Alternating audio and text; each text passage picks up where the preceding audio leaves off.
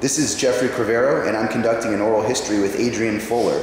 The interview is being conducted at the Hopper Academy in the Georgetown neighborhood of Sanford, Florida on Saturday, March 18th, 2023.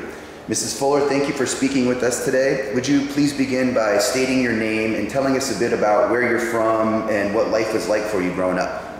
Oh, thank you very much. My name is Adrienne Fuller, formerly Adrienne Tisdale. I actually grew up in Miami, Florida, born there, also spent some time in Crescent City, Florida, and that's actually where I received my high school diploma.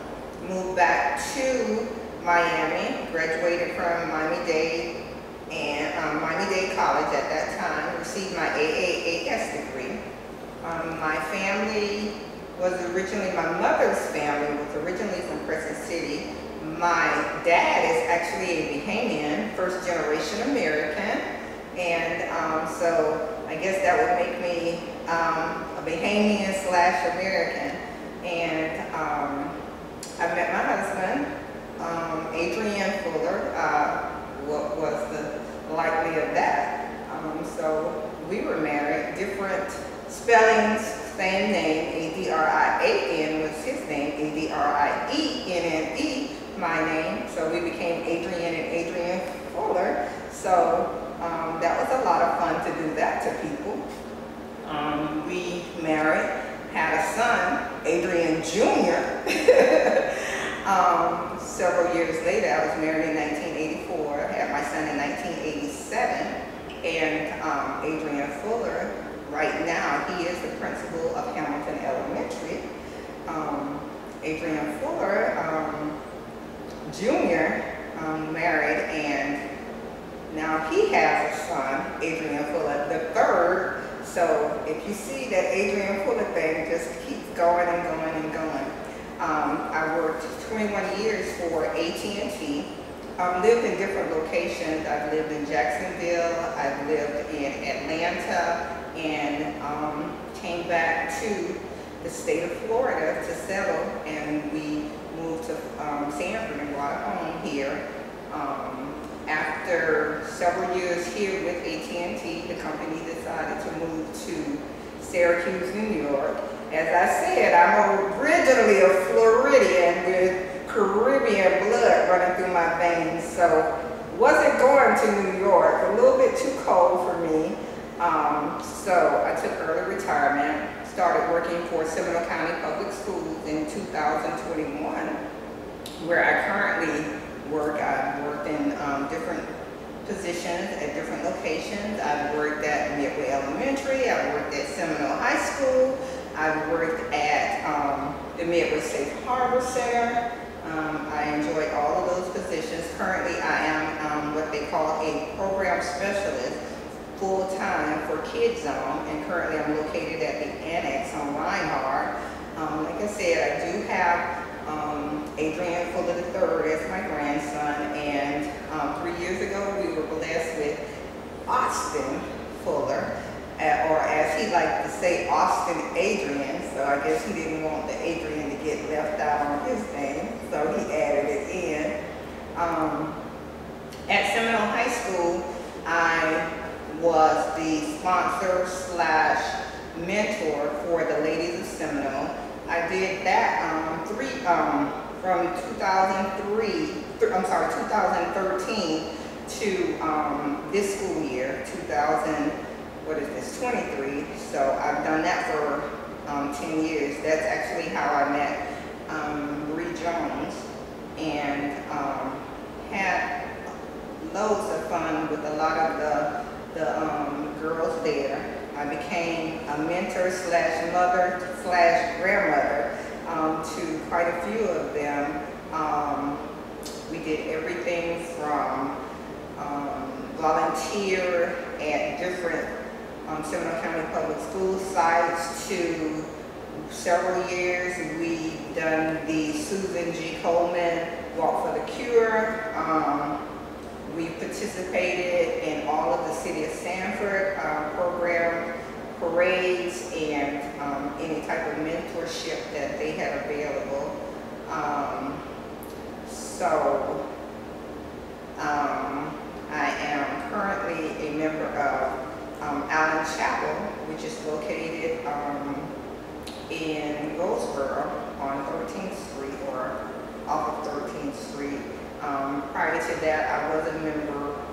My church membership was in Orlando at the Hope Church of Orlando. So I've worked with students, or I've worked with children, I guess basically for the last 20 years. Currently, I'm not hands-on with the students, but I do have a part in education. So I guess I've been an educator for a little over 20 years, and I've loved every day of it.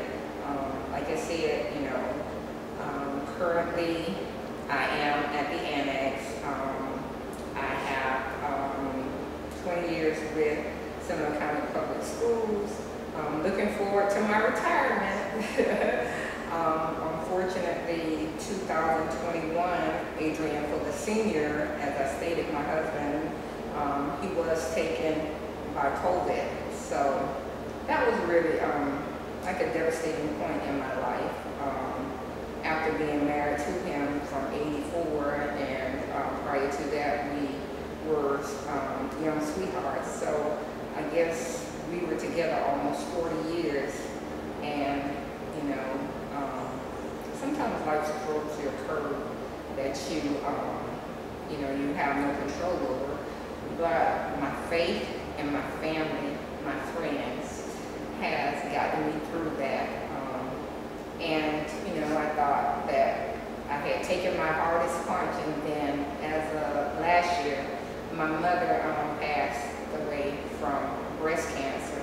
So, but I'm not saying this to receive any pity from anyone. I just want you to know that you can draw strength from different places. And like I said, I draw my strength from the Word of God. I draw my strength from my church family. I just draw my strength from every morning getting up and putting one foot in front of the other. And right now, I live by the motto, you do your best and God will do the rest. Thank you so much for this interview. You've been named as a community mother. What does that mean to you, and are there women that you've known in the past that you would call a community mother? Wow, community mother, boy, that's that's something. Well, I mean, if you were to ask me, am I a community mother, I would say no. Have I done a lot in the community? Of course. Do I have students that my path has crossed that call me mother? I even have some that call me grandmother. I just think that you do what's right by people, especially children, because when you are put in a position of, training, of educating, if you do it right, you do get those, those little crowns, in your cap. And where you do have students that, they don't forget you, I guess the community that I live in, which is Sanford, I love dearly. So being called a community mother is a lot. But, I have come across people in my life right here in the Sanford community that I wouldn't dare stand in front of when we talk about being a mother. For instance, one of the honorees here today, Frances Oliver, when I first started in education, she was one of the people that took me under her wing, and she really, really nurtured me. If we talk about different people in the community, Annie Hillary and Emma Carciano, and oh my God, I could just go on and name a lot of people that have really, really, I guess, gotten that title. Honestly, I guess I was given it honorary, but there's a lot of people in this community that have worked hard for that title. Let's see, and then you've talked a little bit, I think you touched a bit on it, but could you tell us a little more about your experience working with the Ladies of Seminole program with Seminole High? Oh my God, I would love that. I would love that. You know, as I worked with the Ladies of Seminole, I saw girls start out, you know, as a scared ninth grader, you know, that didn't have a friend in the world coming from middle school and grew into a beautiful young woman as a 12th grader, graduating and ready to go to college, you know, looking at their future and knowing that it was bright and, you know, knowing that everything out there in the world was available to them. So that was a great experience, And I would say, in my 10 years working as the Ladies of Seminole, I probably mentored, you know, hundreds of students. And I just always taught them that, you know, this is just, I mean, not even a stepping stone. This is like a little pebble, you know, so don't get caught up in what happens here at school. Just remember that your whole life is in front of you. And I just encourage them to just go out there and try it. It doesn't matter if you have to turn around and come back. At least you can say you tried it. Thank you. Is there anything else that you'd like to add or expand on? Do you have any final thoughts for us? Well, I'd like to go back to talking about the Ladies of Seminole.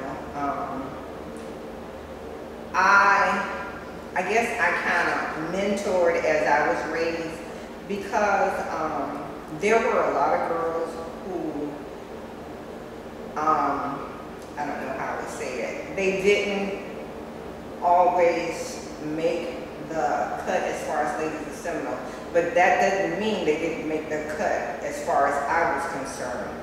They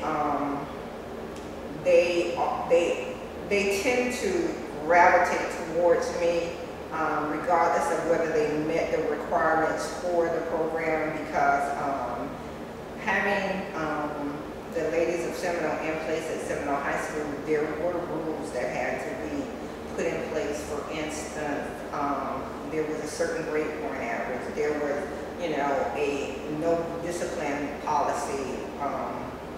And a lot of the girls, you know, sometimes they struggled when they got there to the high school. But that didn't stop me from loving on them. That didn't stop me from mentoring. That didn't stop me from opening my heart to them, regardless of whether they were technically called a Ladies of Seminole or not. You know, they always knew that Mrs. Fuller was there for them. And I've seen some girls that went left and actually, you know, down the line, they turned it around and they went back right. So being at Seminole High School, whether it was part of the Ladies of Seminole or whether it was just another student, it was always so gratifying when a student came to you and said, "Hey, Miss Fuller, can I talk to you?" Or, "Hey, Miss Fuller, what do you think about this?" And of course, my first thought was, well, what did your parent think about it? But it was just, it felt good to know that you were thought of in your decision making. Ms. Fuller, thank you so much for sharing your time and speaking with us today. This has been Jeffrey Crivero with Adrienne Fuller on March 18th, 2023.